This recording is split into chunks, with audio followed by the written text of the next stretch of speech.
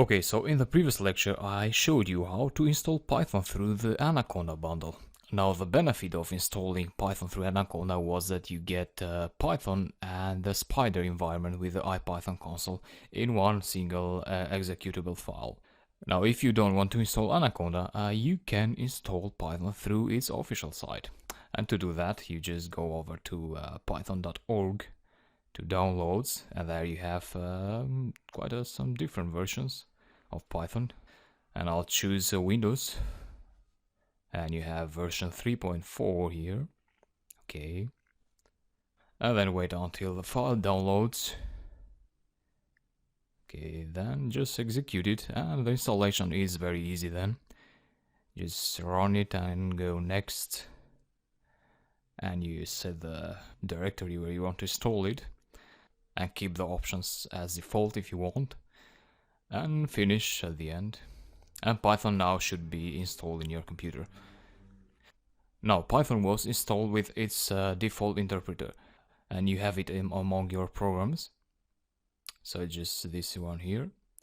So this is the interactive shell where you can type code interactively, so you just type in code and you get the output. But you can also access Python through your command line. So you just type Python and you get the Python shell again here. Now to install a library, you just use the pip library. So pip install, let's say, PC sets, which is a library for musical analysis. So the installation is very easy, as you see. And now if you want IPython, you can go ahead and install it using pip again. So pip install IPython.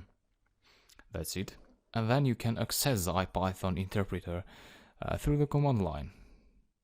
So instead of writing Python, you write IPython. And then you get a shell which has some extra functionalities compared to the default Python shell. So you can either choose the default Python interpreter or the IPython. So that depends on your preferences. But I use IPython myself. Now one last thing I want to show you is, so this far we looked at how to write code interactively. Now I can show you how to write scripts of code. So to do that, you just go to a folder and then create a script and name it with a .py extension at the end. So .py is a Python extension. And then inside you write some code. Let's say print the sum of 5 and 6. And then to run it, you just go over to run and run module, or you can even press F5 on your keyboard. Great, the script asks you to save it, and then you get the output in the Python interactive console, as you see. So that's what I wanted to show you. You have the editor here and you have the interactive shell here. Again, I use Spider, so I have both the IPython shell and the editor in one single window. Thanks, and see you in the next lecture.